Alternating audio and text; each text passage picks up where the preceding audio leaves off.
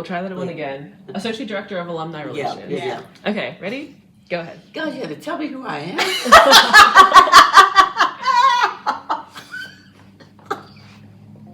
Ready? It's not funny. It's very funny.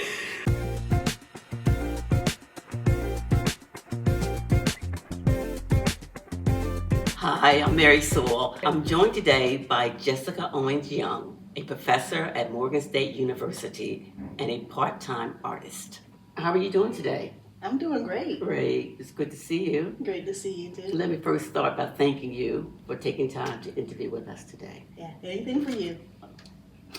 Let me first also start by congratulating you on your new position here at Morgan State University. Thank you. How are things going on your first day? Oh, these first days have been a whirlwind. This is our new office. This is our research suite, and I'm getting settled in. My office is kind of bare right now, but soon it will be filled with not only artwork, but students as well. But I've been so welcomed here. I've just enjoyed meeting everyone and going to orientation and getting my classes ready for the semester. That's good. What classes are you looking forward to teaching here at Morgan? So this fall I'm teaching public health and health equity to undergrads. And I'm really excited to introduce the concepts of not only public health but also health equity to students who may not have been introduced to public health at all. And the other class that I'm looking forward to teaching is Public Health Principles for Social Marketing, which is an opportunity to blend my artistic world with my academic world. And for those who don't know, can you share with us what degree you received from Health Policy and Management? Yeah, so I got my PhD from Health Policy and Management in 2015. I specialized in social and public policy, and I also received the Health Disparities Certificate. Were you a part of any specific program or center in the Department of Health Policy and Management? Yeah, so during my time there, I was a Brown Scholars in Community Health, which is a program that supported 2 to 3 folks who were pursuing doctoral degrees across the entire school. These folks were interested and dedicated to pursuing careers that address health equity issues, especially in urban areas. And so I really enjoyed my time there, and I still keep in touch with some of the Brown Scholars. That's wonderful. It's always good to stay in touch. Yes. And I remember when you were in the Brown Scholar. I was so proud of you. Oh, thank you, Mary. Yeah. Why did you want to pursue a degree in health policy and management? Wow, that's a long story. There's a backstory. So getting a PhD wasn't in my original academic plan. I kind of was led to it throughout my experiences. And so I started out getting a bachelor's of arts in political science from the University of Maryland, Baltimore County, or UMBC. And then I went to American University to pursue a master's in health promotion and management, because at that time I thought I wanted to be a dope fitness instructor and have my own line of gyms and get into personal training. And what actually happened is that I got into personal training and realized I hated it. I really didn't like the one-by-one approach. And when I shared that with my mentor, that's when she really introduced the idea of public health to me and encouraged me to pursue a PhD in public health. And she knew that I was interested in policy, and we talked about how when you pursue policy changes, you can affect people's health, thousands or millions at a time. And so once that clicked in my head, I was like, yeah, I gotta go after this degree. And so that's what led me there. Great. Yeah. And what positions have you held since graduating? Yeah, so since graduating, I was a program associate at the Annie E. Casey Foundation, which was interesting because I started at the foundation while I was finishing my dissertation. I was an intern in the research evaluation and learning unit at the foundation, and then I guess they loved me so much they offered me a job. So that was my first position after graduating, and then I spent 2 years there, and then I became an assistant professor on the tenure track at American University in DC. And I stayed there for 9 years, and now I'm here. It's a long time. Yes, a long time. And so now I'm at Morgan State as a professor in the Department of Public and Allied Health. Wonderful. That's wonderful. So in what ways did your graduate education prepare you for your career? Yeah, so one of the things that I really remember learning during my time in HPM was the importance of thinking at a systems level.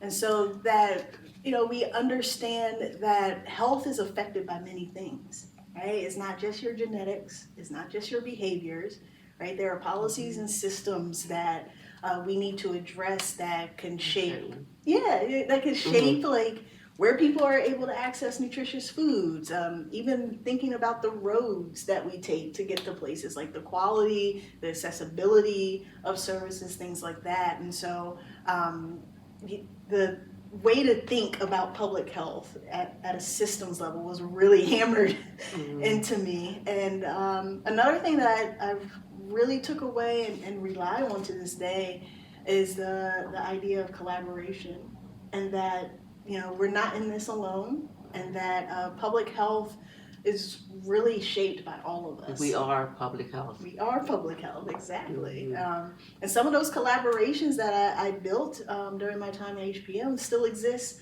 today. Shout out to JP, JP Leiter at the University of Minnesota now. But yeah, like some of these connections that I made at HPM still stick with me today. Yeah, I was going to ask, did you stay in touch with any of your cohorts? Yeah, absolutely. And Cass, yes. Still staying connected with Cass and seeing her when I can. But yeah, those connections are so important. And I love how they remain and have helped shape my career. Very good, Yeah. Very good. Are there any specific moments that stand out, in your professional journey? I don't know. I kind of think of it as like a whole continuum in a way. Like the whole, the roads that I've taken in my journey have all connected. I don't really think of my career as like, oh, this happened and then it's very pivotal. It kind of like flowed in a kind of natural way. But I do remember moments with students. Like that really stands out to me. So like I remember the moments when students like would leave me a note, or they would send an email and say, thank you for your recommendation, I got this job. For example, I used to, when I was at American, I used to host some of my friends from NACHO, from the National Association of County and City Health Officials. I'm not sure if I got the order of county and city right, but it is what it is, right? NACHO, right?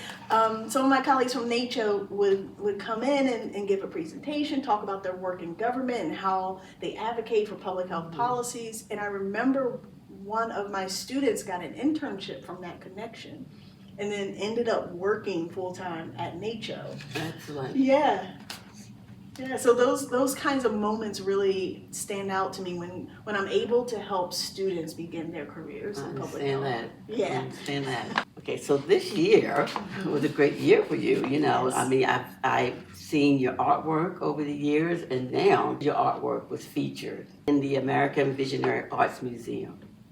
How did you end up in the Good Sports exhibit? Yeah, the Good Sports exhibit at the American Visionary Art Museum is my first museum exhibition, and it's a group exhibition with other artists whose work focuses on sports. And it's so funny how this happened.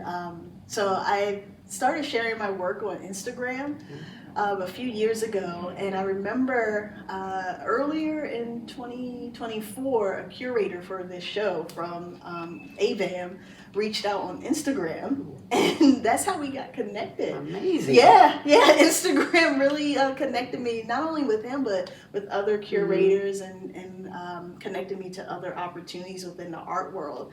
And so, yeah, that's really how I ended up in that show. I've seen your artwork. It's very good. Thank you. Congratulations. Thank you so much. How do you balance being a full-time professor and a part-time artist? Whew. Yeah. So I like to say that I create work in the cracks of time.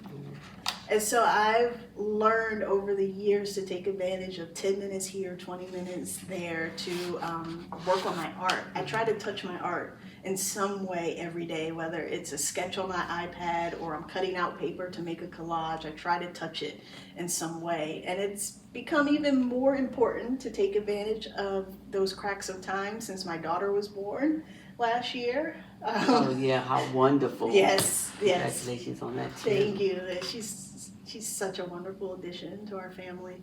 But yeah, just realizing, hey, you know, I have 15 minutes before this next meeting. You know, let me go downstairs because you know my studio's in the laundry room. And Okay. So even when I'm like switching the laundry, like I'll take a minute to, you know, cut out some paper or draw or put some paint strokes on the canvas. So you find a way to get it done. Yeah, and I've learned that putting my phone down has helped with that. Yeah, we all need to learn to do that. Yeah. We have more time sometimes than we think when, you know, we're not attached to our phones. Yeah. We can find the time. Mm-hmm. So Yeah. when you're not teaching or doing art, how do you recompress? Yeah. How do I You know, decompress? Spending time with my family. Yeah. I try to go outside every day with my daughter. She enjoys the rain. So even when it's raining, we're outside in the backyard, you know, playing with chalk, playing in her little camper that we have in the backyard, or taking a walk to the playground. Yeah, so spending time outside too, like hiking with my family. Family time is so important. It's very important. You can't get that time back. Like you can't buy more time, right? So I like to do that. I like to read. So I've recently gotten back into reading fiction. So I find time to get lost in a story. And I like to play video games. Well, good. Yeah. Good for your spare time. Yeah, when I can find it, those are the things I do to kind of reconnect to myself and to the things that I love that don't make money and don't, you know, advance my career. Yeah. Well, okay. Yeah. I respect you and your advice. So with that said, do you have advice that you can give to the incoming grad school students or the postdocs who's about to embark on their journey as you've been through? Yeah, I have a few pieces of advice that I like to share with students. One is don't forget your life. You know, to have a life outside of HPM and the school, right? I mean, we all are dedicated to our work and we love the work that we do, but I think that people who do the best work, especially for social good, are the folks who have a balance in their life, who, you know, take time to go hiking or take time to explore guitar or something that they're interested in, right? So to make sure that you stay in touch with, you know, the activities that may not make you money, that may not advance you in your career, but are helpful to your soul and to your spirit. The second piece of advice I would give is to make friends, right? Okay. The people that you are coming in to contact with through class, through research projects are going to be your peers in the future. You know, as I mentioned, I still write with JP, right? And then make friends across the school too. So for example, one of my good friends did her degree in health, behavior, and society, and she's now at Tulane. Shout out to Dr. Karen Bell. We still write together. We still meet regularly to have, you know, our small accountability. Yeah. Like these people are gonna be friends and also a part of your professional career. And so making friends, starting collaboration, it will last you throughout your career. Those are my biggest two pieces of advice. Well, great. We appreciate the advice. Thank you so much for your time, Jessica. I've had a pleasure speaking with you, and enjoy your time at Morgan. I will. Thank you so much. Great to see you. Thank you.